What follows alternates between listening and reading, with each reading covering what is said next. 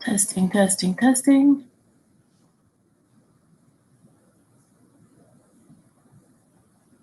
Can you hear me?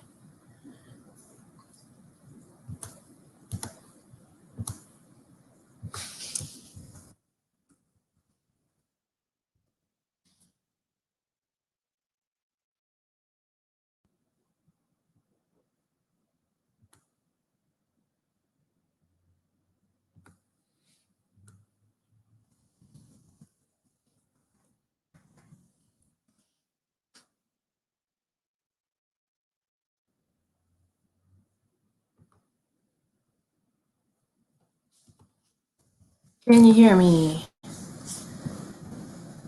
don't know what I did to make YouTube decide that I was breaking some kind of rule, but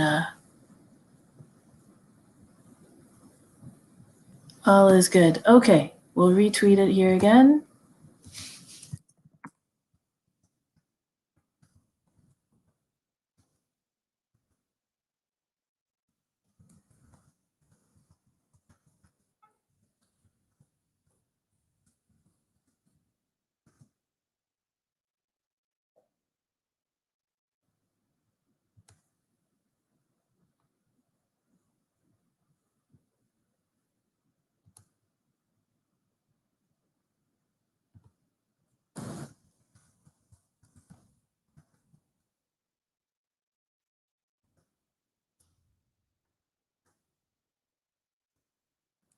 Yay! Okay, I'm just gonna redo this so we can get the other computer in, and then we'll be ready to go.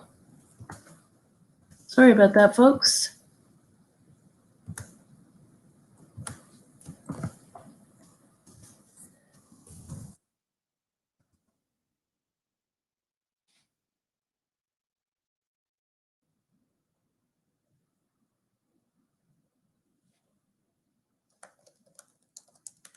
Technology's great when it works.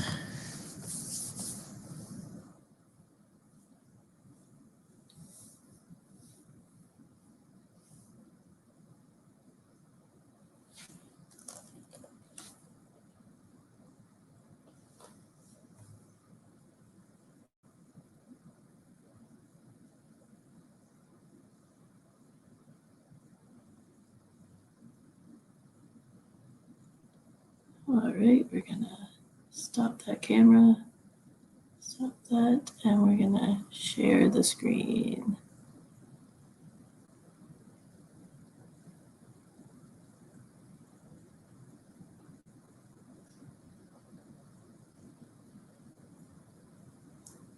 You're gonna see a psychedelic piece, and we're gonna go over to Keynote. Hey, if you can see the screen and you can hear us, and we're still all on, if you can give me.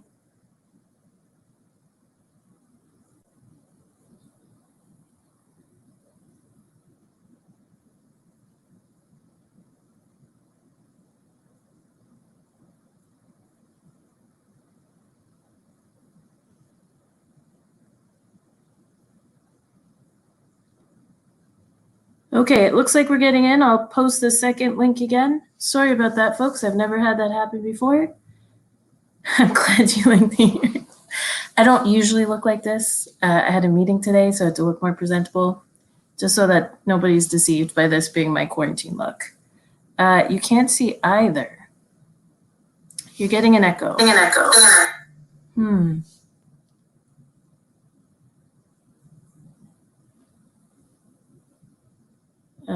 going to add you on. Are you getting an echo, Mel? No, I'm not getting an echo. Okay. Okay, we have some folks in. Awesome. Hey, Joyce, thanks for joining us. This looks like it's going to stick this time. Yay! I have no clue what just happened before. I don't know why Google would have told me what we did to break Google's rules. But YouTube was not happy. Oh, sorry, Mel. Oh, I thought I muted you, Mel, and then realized you muted yourself. I'm sorry. No Hey, worries. it's Wednesday night. This should be fun. Thank you guys for joining in. I'm just going to try to share this link one more time in the chat for friends that are just joining us. And hopefully that works. Oh, I'm big on screen. That's not so cool, but. Okay. Hey. Hello, everyone. Melissa, I hope we didn't talk these up too much. It really is just us all chatting about an app. I usually try to walk you through one, and we'll pause as we go along and ask questions. Hey, Kavita. This one's a little different because it is something that some people have started with. So we'll go from the basics just to get started, but then we want to kind of build on that and take some of your questions, your ideas, some pieces we're learning. I had an aha moment today, and I have something that even Mel hasn't seen yet. So we'll see what she thinks of it. So yeah, so that's our goal for tonight. Did anybody see Oliver Jeffers' newest TED Talk? Anybody read his book, Here's Planet Earth? So if you are an Oliver Jeffers fan, his TED Talk he released today was super cool. I wish I could make talks like that with animations happening all around me. Hey, Andrew, sorry about that. It's never, last week, I guess, hey, Nadine, last week was smooth, but the week before that, we had a little fun adventure as well. So I think it's just trying to keep me on my toes and keep this more exciting. Oh, Vanessa, haven't seen it yet. I have to subscribe to Apple TV, and I know if I start, I probably won't remember to unsubscribe, but I can't wait for the animation. I really need to watch it this weekend. Awesome, Diana. And I know you've already started. So definitely as we go along, I'm just going to be sharing some tips and tricks. This is also the time to say Mel and I do them differently. So these are just share your tips as we go along, what's been working for you, and all of that jazz. So thank you guys for introducing yourselves. Thanks for finding the comments. If you haven't, up here, I think, up in your corner, or that way, either way, you should see your YouTube account, which is just a Gmail account. So if you have Google for Education or a Gmail account, you can just log in and be able to comment and give that feedback. So tonight we're looking at choice grids. Melanie and I did a session last night. Hey, Michelle, for Can Code to Learn. Hopefully I got that right, Mel. Yep. I'm on a roll. I'm going to have another sip of Coca-Cola because that maybe will make this better. So if you want a more polished version of this evening, you can watch their webcast and we go into more detail about the project. But for tonight, we thought we'd really focus more on that creation piece. But as people are joining and as we get started, what led us to choice grids at this time was really just the long list of links and how could we make sense of it. I know for me, I'm a very visual learner, so the long list kind of feels overwhelming sometimes. Having that visual is just a great provocation. And I find the hardest part is the curation, because finding those really purposeful links, it's kind of like finding paired text in the classroom, right? How do you find those two perfect things that fit together? And it's never perfect. We always get that feedback from our learners, and then we tweak it based on their interests and that piece. I know I've been trying to be a bit more thoughtful about which pieces we're bringing in. Yesterday we talked about Lego and bringing in Iko Namako's beautiful work. And I need to, hopefully I'm saying his name right. And Melanie always jumps in and reminds us about copyright, which I'm terrible at. And she's much better at reminding us about some of those pieces. And yes, Jill, it's real. This is when you know it's really me. when there's Coca-Cola. Is this where I'm supposed to jump in and talk about copyright, Tina? You can as I get ready.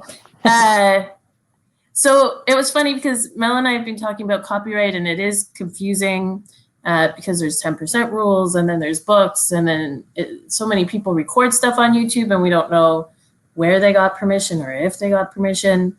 So Mel has some really cool guidelines, and for me, I just keep thinking, is it their stuff? So if the person that's posted it created it themselves, then I know I'm giving them credit. Or if it's an author and they're reading the book, especially on something like CBC, or Michelle Obama reading some of the Penguin books. I can't remember which publishing company she's working with. Again, I know there's some street cred there, and I can do it with confidence. So for us tonight, here's our plan. We're going to go through the page setup and changing some of those up. We want to talk about a couple ways of adding images. I know some folks have been using Bitmojis and the extension and that piece. There's an emoji keyboard built into Google Slides or any of the Google apps, so just highlighting that today too as an option. I know we use the Noun project, and unfortunately, settings keep changing. So now people can't add that extension. So it's always a piece you can kind of check out. I'm going to show the transparent shapes. This was a funny part with Mel and I last night. We talked about the fact she doesn't use them. I obsess about them. I have a problem. So definitely you don't have to use them, but it's kind of just showing you those possibilities. Looking at links, and we're going to look also at bringing in links for interaction, bringing in a form to get them to do that final reflection, bringing in, linking to a check-in in Google Classroom, how we can bring that piece in and how we can balance that out, and hopefully we can have a chat about that. And then some of the sharing options. And I know we've had some issues when we're sharing choice grids from other boards. And I think it's because some of our students have been limited to only see things that have been created in Peel. So that PDF option, we'll take a second look at that tonight. But as we switch over to Google Slides, what are some of the things you're hoping for us to chat about tonight? Do you want to post your questions in the comments? Again, I have no concept of position here of where things should go. So if there's something you're dying to hear tonight, of course, we're going to go check it out over time. But yeah.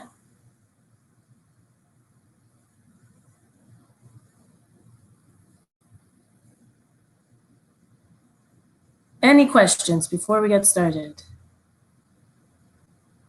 And sorry if, just gonna post the updated link again. Everybody's been all right so far? How to make a choice board. We will do that. Publishing on web versus posting as a link. Awesome, we'll get to that too. All of it sounds great. Awesome, Lisa. And this link worked for everyone, right? How do kids submit work? Yeah, we're gonna look at a couple ways to do that, Leanne, because that's definitely a question. If you're not able to ask questions, make sure you're logged into the YouTube up in the top corner. An assessment, yeah, that's definitely one of the big questions. And I think the hardest part for the assessment is there's going to be so many different options, right? And finding that option that works for our kids.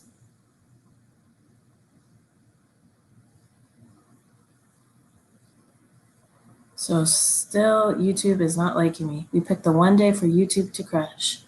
All right, perfect, Diana. We can talk about that. Don't let me forget that when we get into links. Tina, would you like me to help you with the chat window? Sure. I'm the perfect sidekick today. All right, so we're gonna start at the beginning and the basics. Mel, you can also keep me on time when I mess up the timing and I get way carried away. Okay, so for tonight, I thought we'd keep it nice and simple. And I actually have curated this collection of links around, I hate that Google doesn't just use my tools. There we go. Maybe you'll get to see it a bit more. There. Just a mindfulness reset for us adults, just as an example. So I'm going to go into Google and I'm going to create a new Google slide. Now, here's a trick. A lot of times we go to Google Docs, but whenever I'm designing, I always use my slide tools. So I love designing in Keynote, in slides. I actually prefer Keynote for things that are really design heavy. The reason for that is I just have complete control over the page. I'm not limited by the flow of text. So it's a great little piece that helps out. But yeah, we're using slides today, but if you're more of a Keynote fan, I'm sure you could do it in PowerPoint. It's not my tool, but lots of options there. The other thing is, I find when it looks like a traditional slide, kids or adults think they have to interact like a traditional slide. So that's why I like to reset the page size. So if I click here on File and go to Page Setup, there's a couple different options. The basic ones there, let me zoom in here. Maybe that will help us out. Nope, of course not. Hey, maybe. I have my basic options here, but I can actually go to custom. And in custom, I can set any parameters. So a lot of times I'll do 8x10, so that if I export it as a PDF, families could even print it out if they wanted to, or I could print it out and drop it off. For this one, I'm just gonna make it a square because I have 6 links and I'm gonna apply. So there we go. I have my square, I'm ready to go. Again, I'm a little picky. Melanie and I talked about this yesterday. I love designing things and I get a little carried away. So I use tools like Color to give me color schemes and color swatches. You don't have to get that fancy. It's really up to you how fancy or how simple you want to get. So I like to make sure that theme-wise, they kind of differ, so I'm just gonna come in here. I need to zoom out again now. This is the one we say that these are moments of messy and authentic learning. It's definitely not polished. So in custom, I can drop that code in, and I have my nice blue calm color. So I have my page. I want to get those boxes now, and the reason. You could really use different things. Yesterday we had someone ask about why I don't use tables. Personally, for me, I just really like the consistency of having those boxes and just that space in between. It feels like each object is its own entity. But really, again, it's finding what works for you, for your workflow, and what works for your learners. So I have my shape. I'm going to change this shape already. And I'm actually going to make these black so that they the contrast is better for visibility. I'm gonna make that transparent. Now I'm lazy most of the time, so I'm gonna copy. So I just use my Command C on my Mac. However you like to copy is up to you. And I'm just going to space these friends out. And most of you probably know this, but if you want to copy them all at once, click on your first shape, hold the Shift button down, and keep clicking. And it will copy them all so that I can copy and paste. And I really quickly get my 2 rows. So I have that option of really creating quickly. Again, it's a little off balance, and you could completely let this go. But of course, I have a problem. And I need to balance that out there. Have you guys all been using your copy and shift? Do people have other strategies that they're using as they go along? Just checking to see if we have any questions here.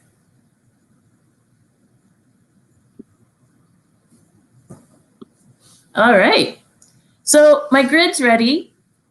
Now comes the fun part. I want to bring in my text and bring in the different pieces. I usually start with my text just because it is harder to set up.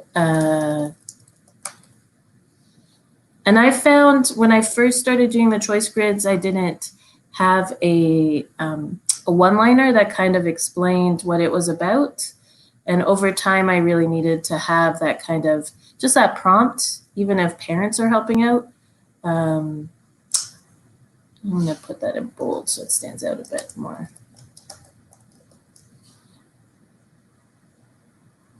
And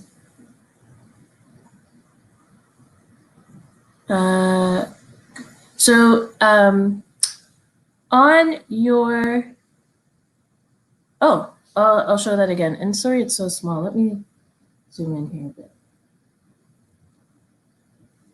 Okay, maybe that will be a bit better for us so we can see the keys. So a couple things. Shift, just the button you use on your keyboard to create capital letters. If you click on an object, it selects just that one. But I don't want to sit there and have to keep selecting. So if I hold the shift button down, which I would use to make my capital letters, I can then keep clicking and it will select them all.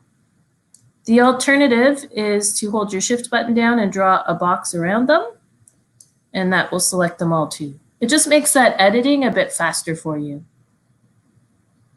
To change the font size, up on the top toolbar here, you have your different fonts. There's only a few fonts in Google Slides, which sometimes seems limiting, but you can actually add more fonts. I usually have 2 or 3 that I always go to just because they're clean, like Avenir is a nice, clean font to use. But yeah, everybody has their favorites and what works for what you're creating at that time. So like I said, usually I would put in another box just that gives them some instructions. Take a moment to reset and then check in with the class. So I'm highlighting it again and changing that font so it just stands out.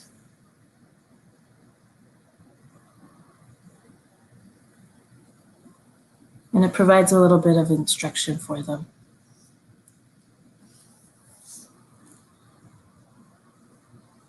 Oh, the page size. Okay, sorry about that. If you're in File and you go down to Page Setup down here, you have your typical slide screen settings that are just a more square slide and a wider screen. But if you go to Custom, then you can change those settings to whatever you like. I love that it works in inches, so I just usually do an 8 by 10.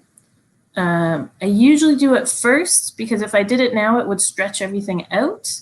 But you can change it over time. Looks good so far. Thanks, Leanne. I'm just gonna wait here. Like, if you're following along and exploring and you have any other questions, drop them in the box. We can take them as we go along. One thing that I'm trying to be more conscious about as I'm designing is really the contrast in colors. So one thing we noticed with colors, let's see if I can get it into the full view. Open in the generator, there we go. Is that sometimes it's, we don't really realize how much accessibility is related to colors. And it's a hard conversation to have because for me, colors help me navigate. And I know that's a big piece for some of our learners. For others, sometimes it's, it gets in the way. So a tool like colors actually shows me how different types of color blindness will interpret those colors. And I just lucked out that this color scheme is pretty awesome and doesn't change them up that much. All right, coming back into Google Slides. For the squares, if we go along the toolbar here on the top, if you go to your shapes, it's just over from the text and the image option. In shapes, I can come into shapes and grab my square rectangle, and then I just draw it out. One of the things that's really helpful as you're designing, if something moves, you get these red lines. Those are my guidelines. So they'll help me snap things right back into place, almost. There we go. Now again, for me, I just found it's easier to draw that one shape, get it up to par the way I want it using my fill bucket and taking off the border color. Instead of trying to draw 6 different shapes, they never end up being the same size. So copying and pasting just makes it look more consistent. All right, so I have my picture here, my text and my boxes. So I'm actually going to put those titles in. I'm going to change the color of my font. Because I'm zoomed in, my tools are hiding here, and I have to have it selected, but you may see them right on there. So we'll just change that up to white. There we go. And we're going to do this as meditate by the ocean. And again, because I want it to look consistent, I'm doing a lot of copying and pasting. It feels like I'm cheating here on a lot of things. It's working effectively, right? Not necessarily cheating. So I go back to my curated list here. What do I have? Oh, color with some artists. Now again, I would probably spend a bit of time trying to make sure they're all aligned. It's a bad habit of mine. It gets faster as you go along, and that's really where having those templates is a great starting point. So if this is feeling overwhelming to you, on Bring the LLC Home, we have several templates, and we're trying to work on some others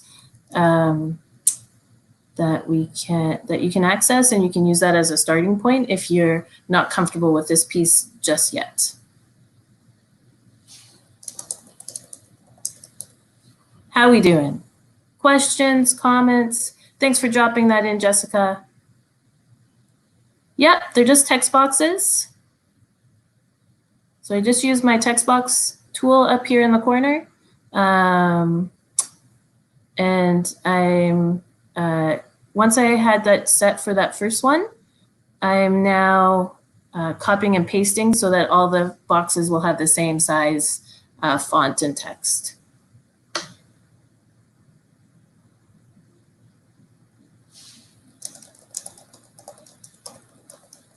Now, I want them to do the check-in on this last square. So I'm actually going to change the color of that square because I don't want them to think that that square is like all the other ones. I want them to notice that it's different. And I just noticed that's off. So I'm going to click on it and change the color just so that it stands out and that they kind of know that that's something different. I actually don't love that. I may make it something more fun.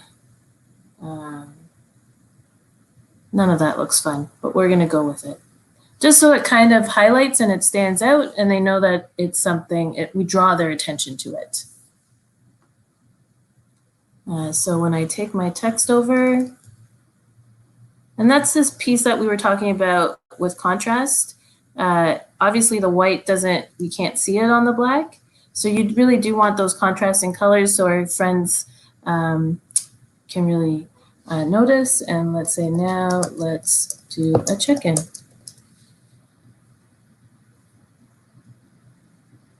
Yeah, so here's the thing. The black box in the background, sorry, I'm just gonna move this back down for a second and then we'll answer your question. I'm not typing in the box itself, I'm adding a text box. And again, different people have different workflows. So you definitely can just type in the box. For me, I wanna be able to control where things are. So that's why I do them separately, but it's really up to you. You could click in any box and just start typing and spacing it out. So I've used 2 separate objects. So I see this one has a text box and a square as 2 separate entities, but any shape can hold text too if that's easier for you. Questions, comments? Hopefully we've addressed some of them.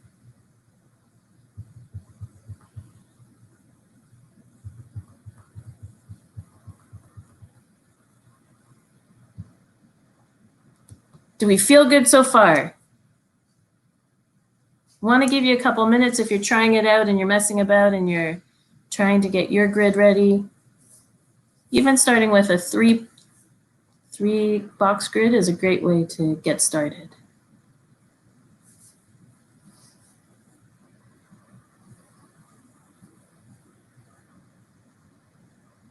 If you're ready for me to go on, just give me a little thumbs up or drop a comment in the comment box. All good. Awesome. So far, so good. Hey, awesome stuff. Yes, you can definitely duplicate the slide and reuse it. So that's why while we're chatting, I'll just show you everyone while we're chatting here. I need that open. Oh, okay. So if you go to the site, and we can drop this in later. Again, if you go under the templates, over here under more, there's a template section. So you can copy any of the templates and use them as tools.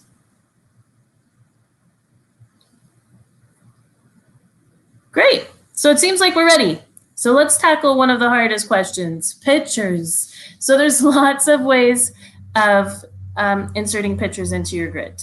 So I know this sometimes, I'm going to zoom out here just a bit so we can get to our add-ons.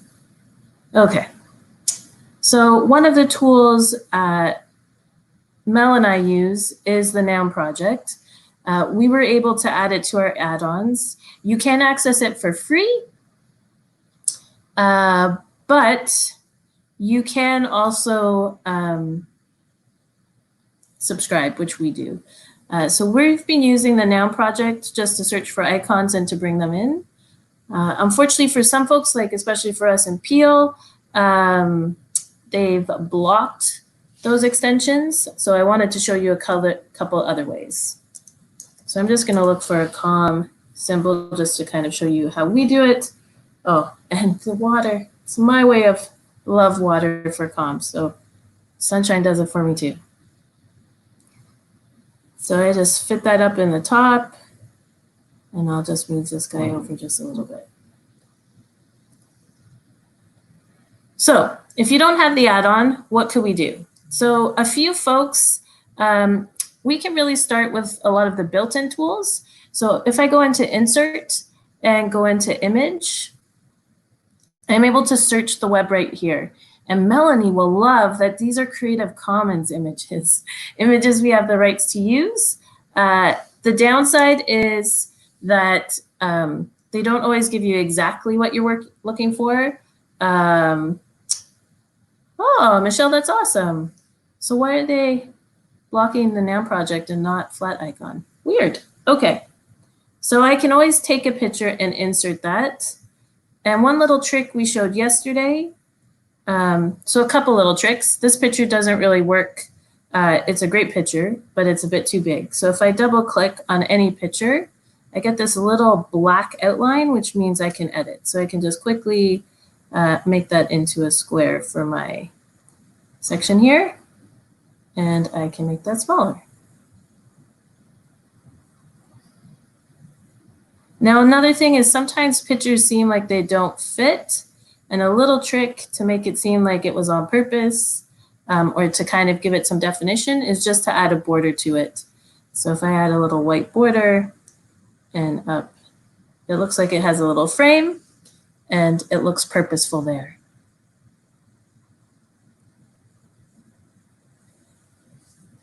Yeah, Lisa, if you use their website, they just put attribution on the bottom of each of them.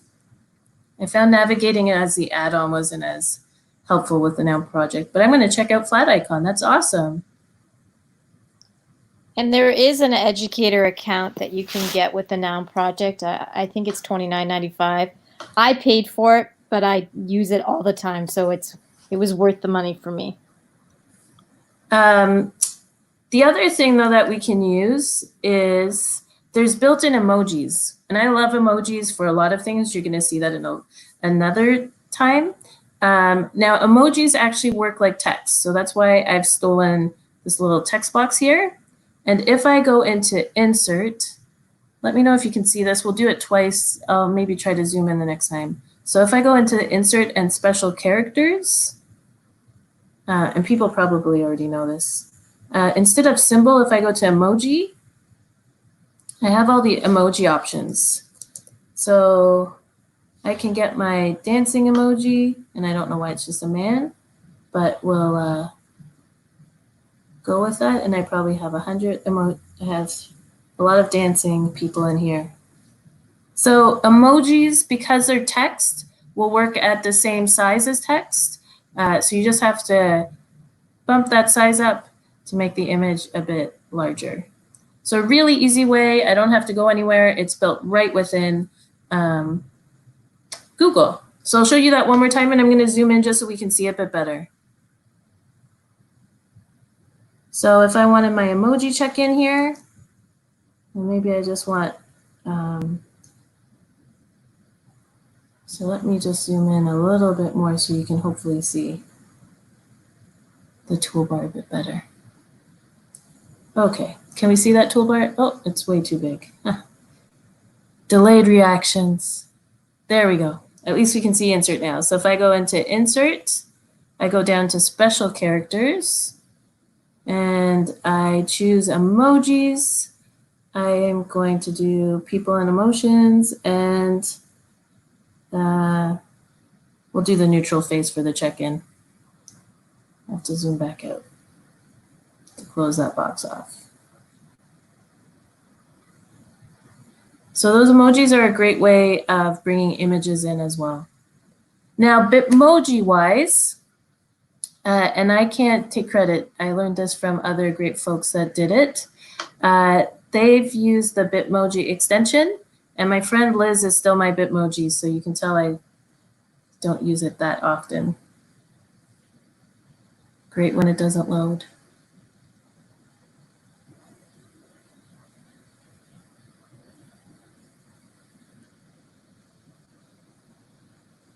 There we go.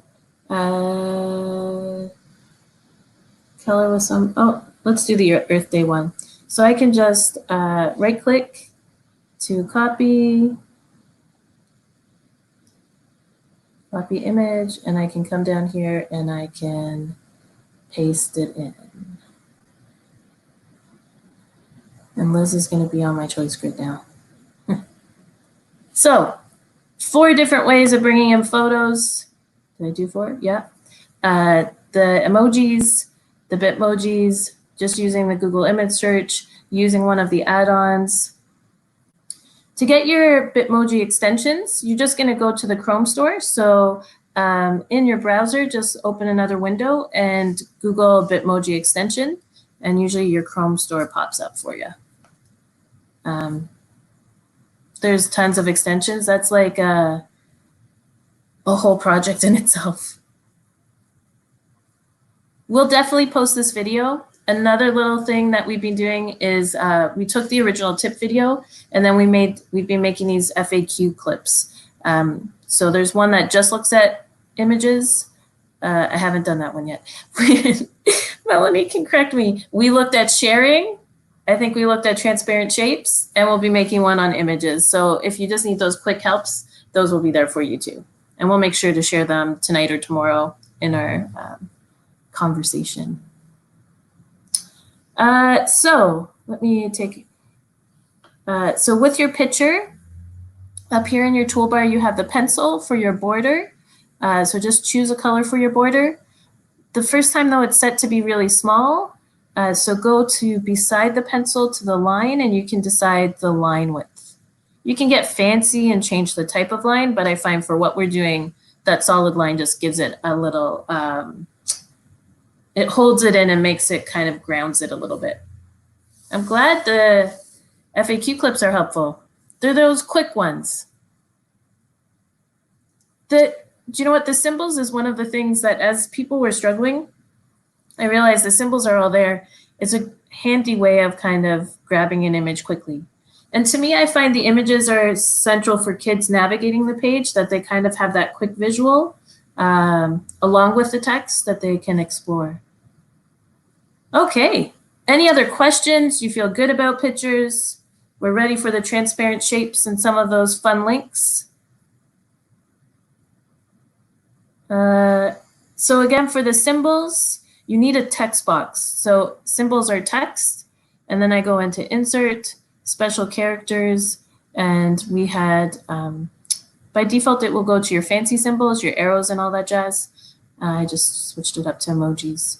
And I love that I can search, so I'm not sitting there looking with my old eyes squinting.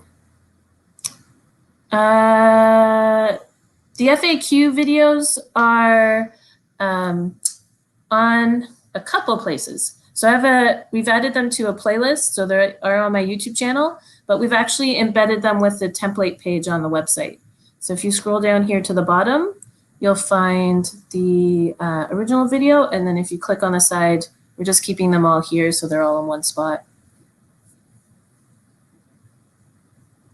Yeah, Heather, so Bitmoji's weird. You do have to have an account with your device first, so you do have to have the app and play with the app first, and then you can log in online. It doesn't let you set up your account from the extension if you're really passionate about the Bitmojis.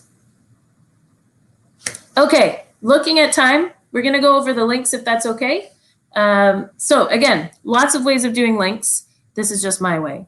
So I like, when I first started sharing, when the first choice grid I made, I found, just to show you here, you can't actually link images, which I find frustrating. Google should change that. So because I couldn't link images, people, if they didn't click on the words or the shape exactly, they sometimes had issues. So I wanted to make it simpler to navigate, and that's where we use the transparent shape. So I'm going to draw a shape right on top of the shape I have. So I'm just drawing right on top. It seems weird. You're like, Tina, what are you doing?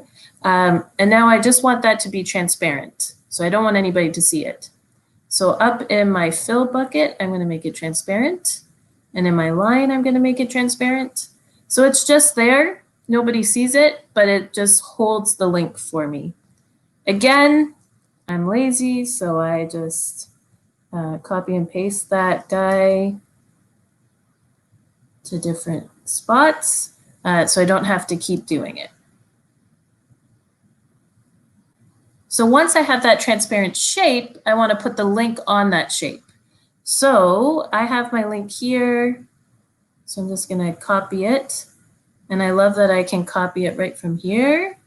So then when I come in, I have my shape here. I want to add that link on. I don't want to paste it in because it will put the link just in my shape. I'm going to right click, go to link, paste my link in and say apply. And now it's linked. I'll do that again. So I have my Get Grooving with Twitch.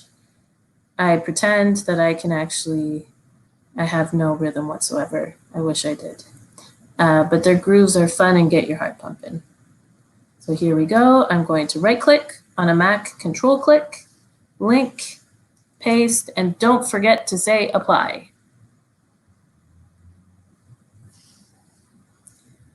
Exactly, Nadine. So by having the transparent shape, anything in that area will become the link. So it really smooths out that whole experience for folks that are interacting. I don't know why it does some Bitmojis. I found other people were able to link too. I don't know if it's because it's Google Slides instead of Docs. But yeah, I can't with my Bitmoji here. So it's the weirdest thing ever. Most tools let you do that. Like when I use Keynote, I can link anything. So it may just be something I'm missing.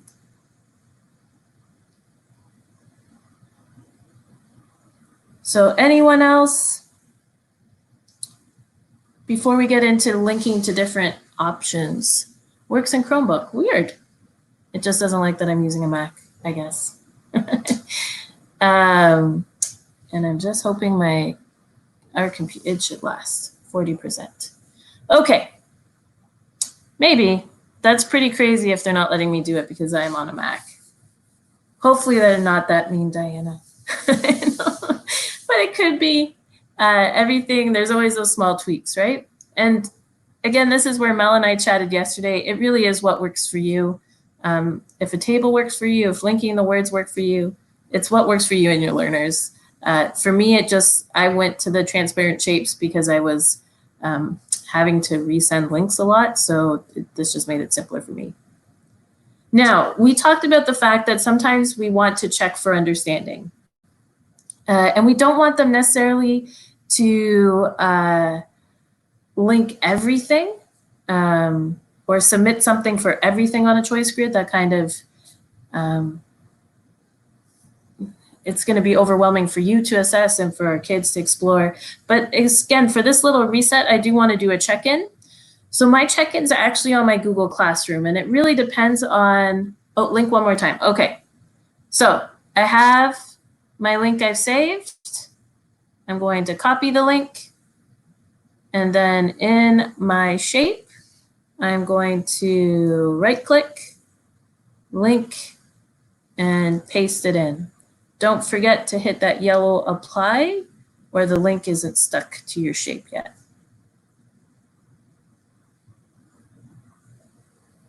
Yeah, Lisa, I know sometimes it's those little tricks that we find over time, eh?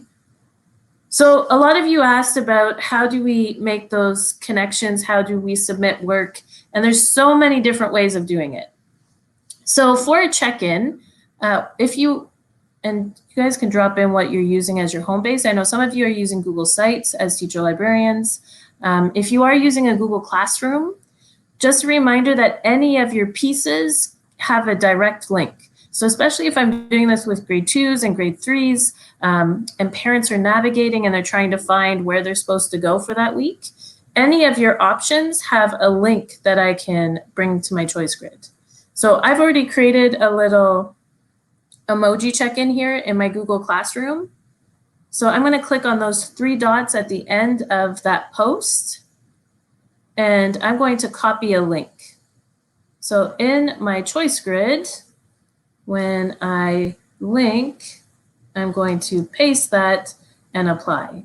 So now when they click on it, it's going to take them straight to that question that's in my Google Classroom. So they don't need to navigate through classwork. They're going to go straight to that question, and they can vote and see what we're feeling like as a class. Now, the same thing is true of a Google assignment. Anything in Google Classroom can be linked. So I'll do that one more time, and then we'll come back to the Google form, Jennifer, because that's the next thing we're going to show. You know your kids best, and you know how they're going to navigate best. So for people that said everybody in their class, you want to give them a copy, there's 2 ways of doing it. So I could take a file, let's just do our increase cycle, and I could share, and I'm going to share it, and I'm going to set it that anyone with a link can edit. I don't actually want them to edit, but I want to force a copy for everyone. This is the point in the evening that if you feel good with your choice grid, don't stress about this part. This is for some people that have been exploring a little bit more and want to go that extra step. So if I'm in grade 1 and I just have a template and I want them just to be able to access the template, they're not navigating the classroom per se, I may just force a copy for everyone. So when I save that link, when I link it, let's just do it up here so we can show it. When I paste my link in, oh, I did the shape.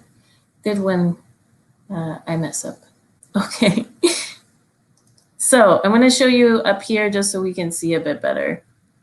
And it focuses. No, that's not going to show you any better. Let's do it here in our page. So when I get a link, at the end of the link, it says edit down here. If I take that off and put copy, it will force a copy for each learner. So everybody that clicks on that will get their own version of the document I created. So that's one option. The other option is to link to your classwork and assign a copy to all your students. That's easier because you'll be able to track it over time. So many possibilities with links, but coming back to the Google Form idea, if I wanted to do a check-in, so this is a grid that I've been playing with. This is a new thing, Mel, to see what you think. So somebody had requested structures as a theme for a grid. So I was just trying to play around with, we were playing around with an idea of, we don't want them just to explore, we want them to build, but then I need that assessment piece. I want to do that check-in. So that's why we also wanted to really reinforce that cyclical piece about cycles, and that inquiry is a cycle. So I wanted to kind of have those circles interacting.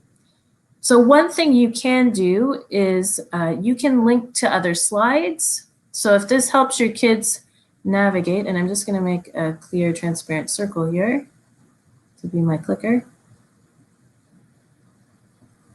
And again, these are the fancy things, and we'll make this all into little FAQs. So one thing to remember is as a link, you can also link to other slides. So I can actually link to slides in a presentation if that helps them navigate. The other thing, though, I could do is I could link to a Google form as my reflection tool. So I'm just going to bring that over here. So I've already created an exit ticket. And this is another workshop if we want to talk about it.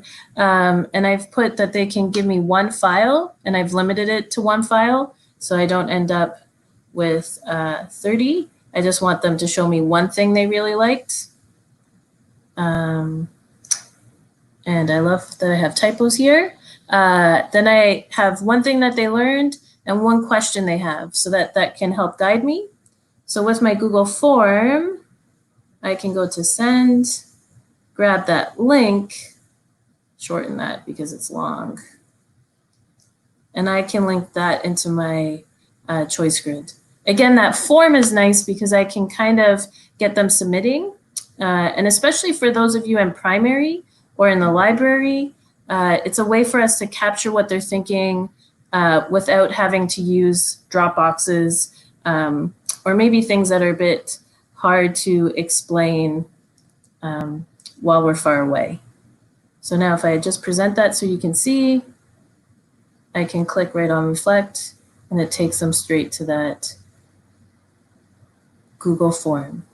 The sky's the limit when you look at links. Anything you can get a link for, you can bring into that choice grid. Really, again, it's how are you checking for understanding? How are we getting that triangulation of evidence? How are we bringing the pieces together? Okay, I'm going to come back. Yeah, Kelly, if you're doing, I'm going to try to get some of these questions. Hey, I'm going to try a new tool. Hopefully you guys are game. Jennifer, I love that you think it's great for the creative arts process. And yeah, I'm going to show the video part. Sorry about that. Kelly, let's see if we can see it there. Kelly, you're so right. As a teacher librarian, that force a copy eliminates them having to come into another classroom. Or the Google form, again, can exist outside another space. So we're not forcing kids into hundreds of spaces to try to find anything. So Jamboard. Jamboard's a little, is similar because it works like other Google tools. Just zooming out here, people, sorry. So one of the downsides to Jamboard is that Jamboard anybody can edit. So definitely an option if you're working with a small group. If you're working with the whole school, it would be probably a bit harder. So I would maybe use Mentimeter where it consolidates, because you can do a link and you can moderate. Padlet, But definitely a great idea even just to share. So because Jamboard is like any other tool, you have your share options. And again, you can decide how people access it. So I can decide that they can just view it, they can edit it.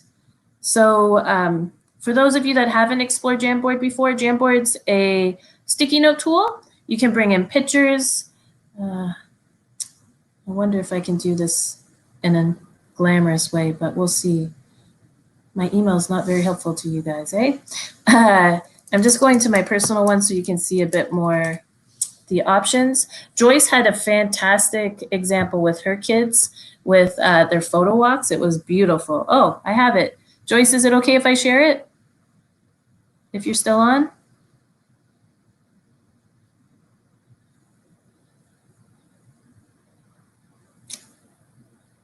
Okay, I'll show one of mine. If you are on and you want to jump in, we can show it.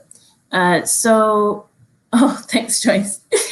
So this was one we did for DigitTO, and then we got stuck and we couldn't actually use it. So I'm able to take sticky notes, and I'm able to bring in pictures and put it all together.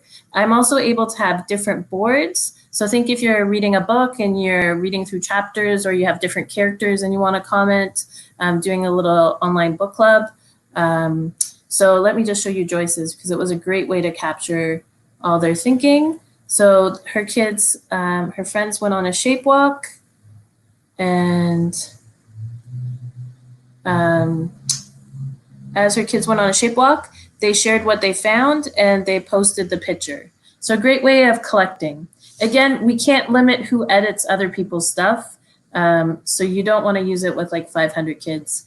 That being said, Jason Trin posted an amazing video that said you can assign Jamboards. So instead of linking to the whole Jamboard, I can assign it as an assignment if I had like a structure or a graphic organizer, and I can take it back that way. Don't know if I actually answered your question, Kaida.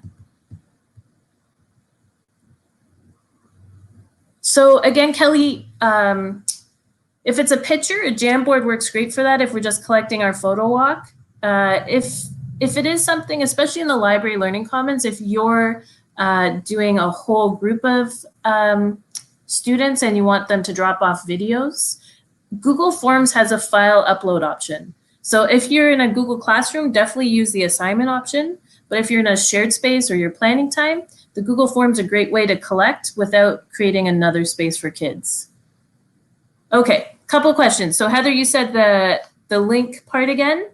I'm just gonna add one more slide here so we have a third slide. We'll put that there. So if I wanna link a slide,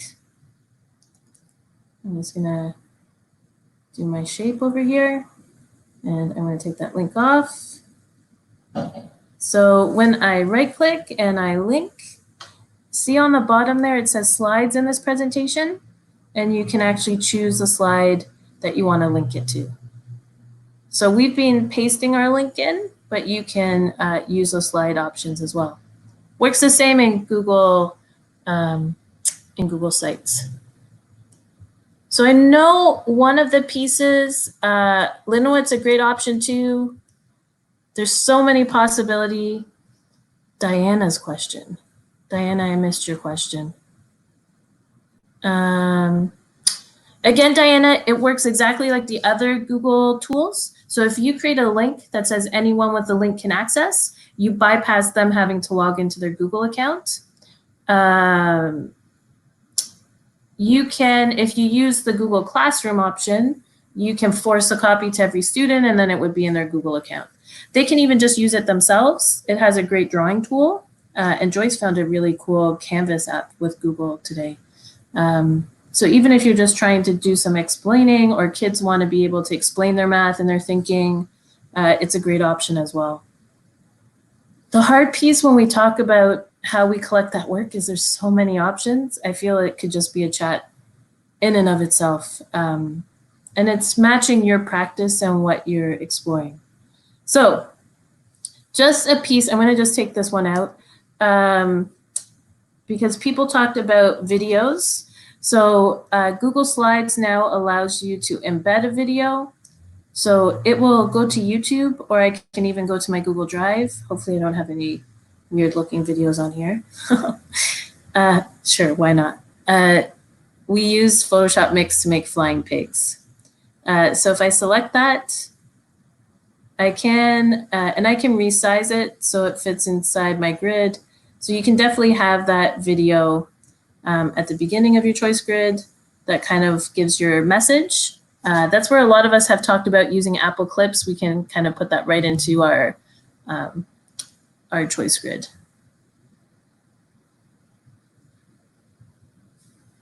Awesome. Okay, last piece. We have 3 minutes before the hour is up. Whew. Okay, so we have this fancy choice grid. How do we share it? And there's many ways. Again, the easiest option is we just share and we share the presentation. It's great when I haven't named it. Oops. Let's just click in the box so it resets that name. Oh, it doesn't want to do it for me today. So if I go to share, I can get a shareable link. And again, right now it says anyone in Peel. If I go to more, I can say anyone with the link. Like I said, it seems, and it's weird being on the comment. I'm just, I'm on the outside looking in. It seems like, at least in Peel, kids aren't able to see things from other places. But it does make it easier if parents are logged into their Google account so that they just get the link right away. When I share that though, kids come into this view and I really just want them to be able to click right on it. I don't want them to have to come, hit present, or click on a box twice. So that's why I use the present option. So if you go to File again, and we go down to underneath the trash bin, it says Publish to the Web. Publishing to the web means this will go straight into present view. And I found a couple people online had shortcuts again with that URL of putting preview at the end or present at the end. So this was just my strategy. It's always been my workflow, but if you found another one, that's awesome. And the difference, just to show you, when I link a slide to that publish to web, is that it goes straight into this view where they can click. So the kids and the parents, oh, should have just done one, never really need to know that this was made in slides. They just get to start navigating. This is a great reminder. I'm glad I messed up. So anything you put on your choice grid, it doesn't automatically have the settings. So what Mel and I have done is we've put everything in the same folder, and we've made the folder to be open to anyone with the link so that we don't have to keep worrying about changing the settings for every object that we make. Okay, sure.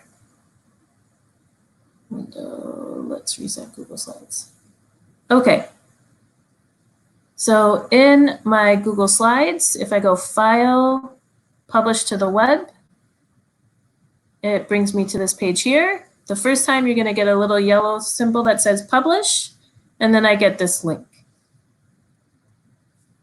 What that does is it turns it into a website view. Yeah, Tracy, why don't I do that with our other one so you can see? So in this one here, for example, we have our 3 slides. So if I publish to the web, I'm going to make sure I'm publishing. I can take that link. Publishing to the web will automatically update, same as your Google link will. So you don't need to worry about updating it or publishing it often. It will just continually update based on your changes. So you can see here, they can use the clicking to navigate. So I could go, but since I didn't set it up yet, I can use my arrows on the bottom there to navigate my slides as well. So when I do a clickable slideshow like this, I usually put a little back button on the bottom so that they can use it so they don't have to go back down here. But yeah, it works just like a slideshow. It gets them out of that whole Google Slides and all the options and gets them straight into navigating. Great question. So what we've done for Google Sites is we actually use the insert option. So in a Google site,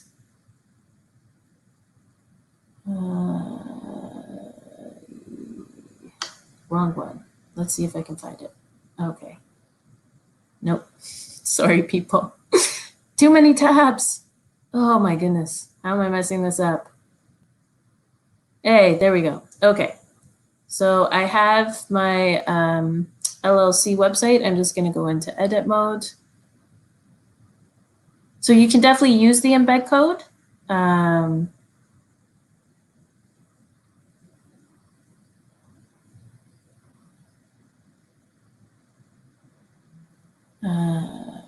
And Jennifer, remind me, I'm going to come back to your question.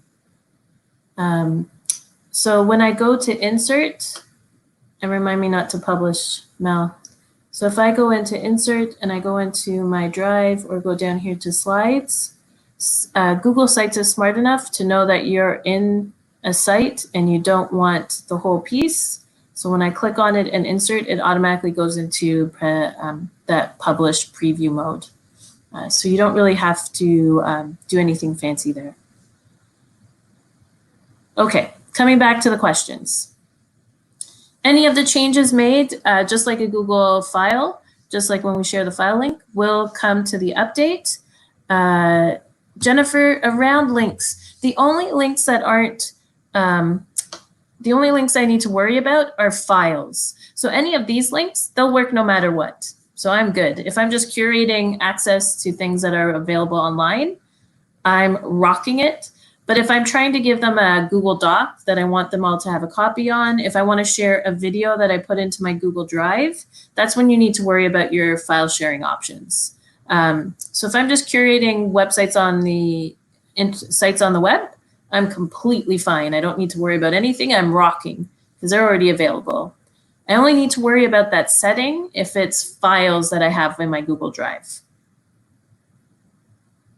Laura, same thing with Google Classroom. It's up to you. I would put the link into my stream or into my classwork so that they see that front and center, and then link to the other pieces. But you know your kids best. I don't know if it would work for their workflow or be helpful.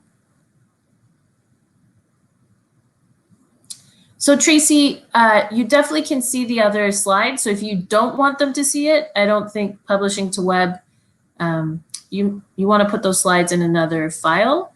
Again, for me, let me see if I can pull it up. We were playing with one for space. Oh, here it is.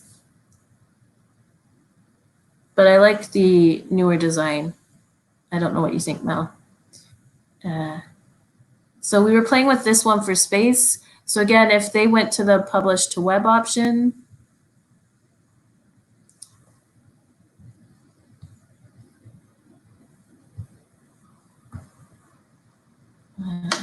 publish to web file. Oh, this is still closed to PL. So if I go to publish to web, so one of the things I did with this one is I've created links within so that they don't necessarily have to use those buttons on the bottom. So I'll just show you that quickly and pop in any last questions. I know we're over our time. There's so many possibilities with designing in slides and bringing some of that routine that maybe you're used to in the classroom while also providing that choice and that voice. So in here with the Spark, I just added a little back button and I put it in the worst possible spot. But that back button can help them navigate all of the pages.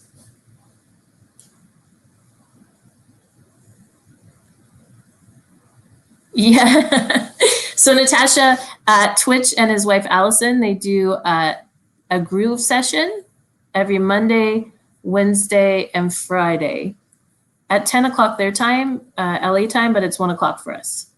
So yeah, it's just 20 minutes and it's all steps. I usually can make it through like the first 3 songs and then I lose my rhythm and look like a crazy woman. And hopefully nobody's looking into my condo as I do it. Thanks for joining us, folks. If you have any other questions, feel free. Leanne, I think to your point, just start simple, right? There's lots of fanciness out there. Start with a template and just curate 9 links or 6 links. Once you have that, add a way for them to drop something in. It really is about starting small, and that's what we're here for. We're here to help. But those templates hopefully can help you get started. It doesn't need to be fancy that first time.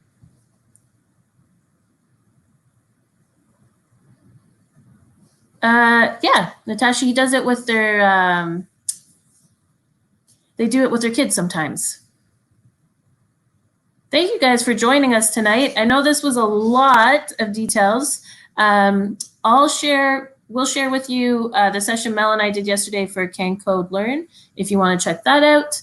It's a little slower and we don't go into as many craziness. So if you want to replay that, we'll also share the playlist and we'll keep adding FAQs on there. I think the images is probably the next FAQ as you're creating. We'll keep adding those templates as things for you guys to check out. Thanks for the shout out. I feel like I missed questions. We had a bigger group here tonight. Thanks for joining us.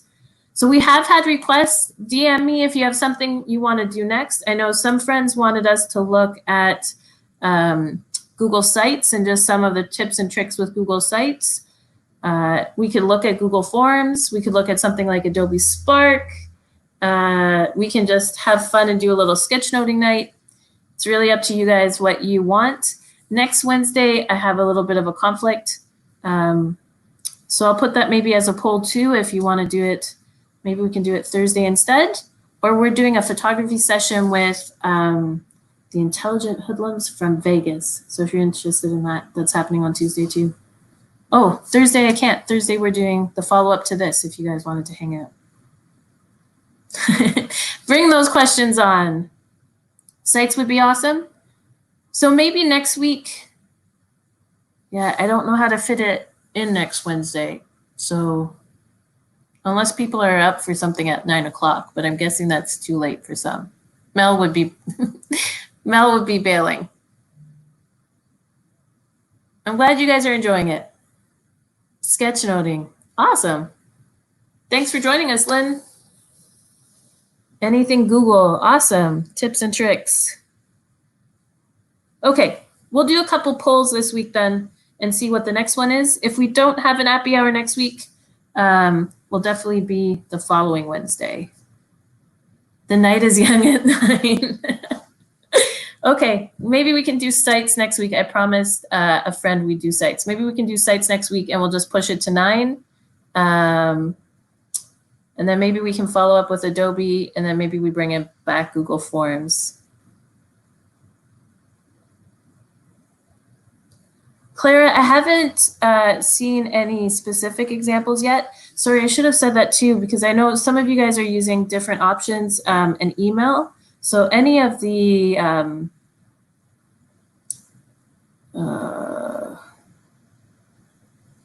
shoot, I can't find it. You can download any of your slides or Google Slides, those choice grids as a PDF and send them as a PDF. So that may be a cool way if you're using them with the early years and you're using Seesaw or Dojo or email. The embed option is also great if you're using Brightspace. You can drop them right into Brightspace as a visual to help out. Anything Google. All right. And I don't even know where I am anymore, so sorry I can't find it. But yeah, you can download any of your slides as a PDF and your links should still work. So that could be a way to help with that. Awesome. Thank you guys so much for joining us tonight. Again, we'll clean this up and we'll post it to the Appy Hour playlist. Thank you guys so much for hanging out tonight. Any last questions? We'll stay on for a little bit longer. And check out, I guess we'll just use a Bring the LLC hashtag if you want to vote on those different topics and explorations. So it seems like Google Sites, Google Forms, and Adobe are the 3 highlights there so far.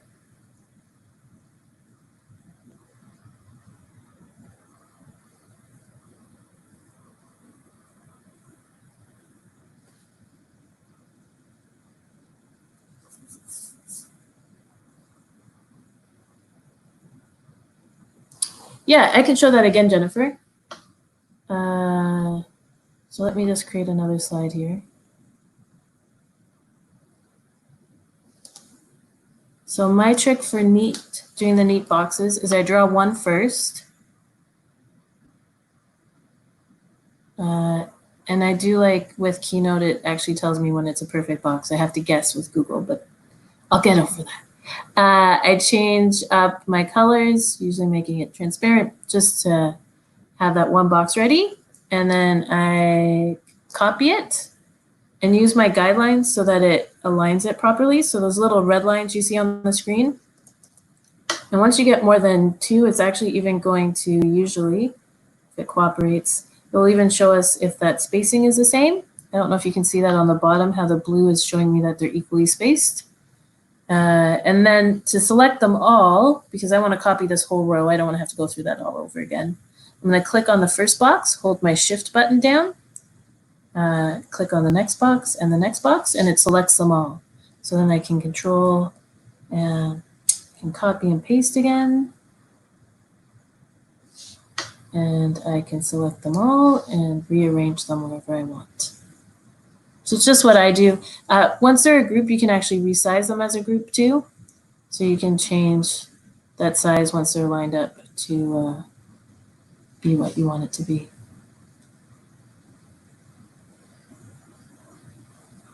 Jennifer, Adobe Spark is available to all PL teachers. Last year they set up Adobe accounts for everyone. So I do have a video hidden somewhere where I walk through how to log in with the PL accounts. You can try to find that if you send me a reminder. But it's a great tool, great web-based tool, great if you're trying to find different get different projects or differentiating how students show their learning. It's also available as an app, so if somebody's using a phone, if it's Android or Apple, using a tablet, they can all access Adobe Spark. So it's a great different platform piece. But that's where we've, in chatting with friends, we've talked a lot about having a no-tech, an app-based, and then a web-based kind of option when they're submitting assignments. So something like a digital story. I was talking to a friend about early civilizations. So I could have them pretend they're giving me a tour and create a little comic strip just on paper. I could have them create a little digital story with Adobe Spark, or maybe they can do something high-tech like green screen if they want to find it. So having those 3 options sometimes just makes it more equitable for everybody to find an entry point.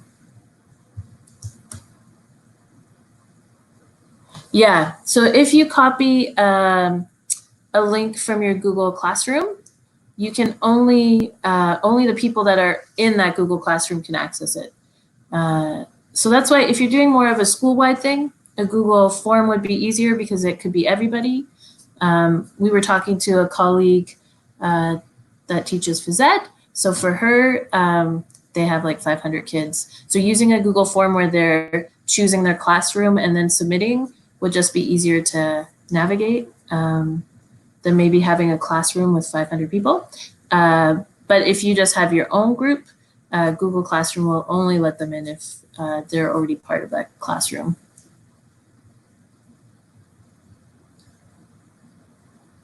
Lisa, I think forms could be one way. Joyce's example is great with a photo walk. If it's something like that where I know some of you guys have done maker challenges, maybe a Jamboard would be cool for them just to post a picture and a note about what they've been creating. It just depends on how many people you're getting to that space and what you want to do with what they're giving you. So that's why when we looked at the animation, I put a Flipgrid in, because if they're animating, let me just go to the present version.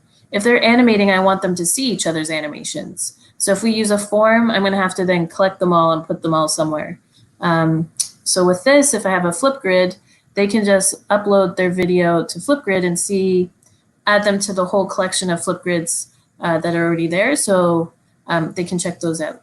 The other piece is I can moderate Flipgrid. So I could go in every other day and approve them just to make sure that it's all good and I don't have anything funky.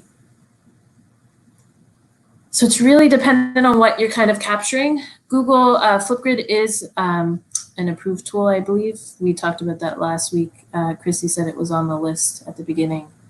So you just have to use one of the closed options, unfortunately, not the public PLN. I hope I got all your questions.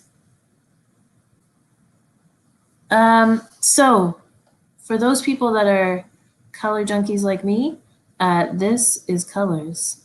Colors creates palettes for you. So this is one I saved because I thought it was really cool. But every time you push the spacebar, it creates a new palette. And I can choose a color I like I like that one. And then every time I hit space, it will find new colors that go with it. And I could be happy with just those 3 colors. They're a little bright. So I may go into I may try to find some neutrals in there that could go with that. This is the abyss that is Colors. I can't get lost. I love they added a new feature too. You can find colors that go with your pictures. So I don't, these are some pictures I took this week for my 100-day project. So we'll actually take your picture and then find colors that go with that picture. So if you're a color junkie or a design junkie like me, Colors is awesome. Martha Stewart instant. Do you know what? Last night we were talking about knitting. This is still getting edited out of the final video. Last night we were talking with the knitting group, and they were saying it'd be even cool to find colors that go together when you're doing your knitting projects. Colors isn't an add-on, it's just its own site. So yeah, it gets confusing there because you kind of have sites that you can bookmark, you have your extensions, and then you have add-ons which are right within the tool that you're using. Google has a lot of those little extra puzzle pieces. Sometimes it can hurt the brain. But yeah, extensions kind of just hang out with you wherever you are on the internet. And add-ons are right within a program. But yeah, thank you guys so much for hanging out. Last question, if anybody has it, drop it in the chat. If not, we'll close it off for tonight. We'll fix up this video. I feel like I'm off with the glow of colors. Not cool. Lisa, that's awesome. I haven't had enough Coca-Cola, obviously. See you guys. Have a great rest of the night.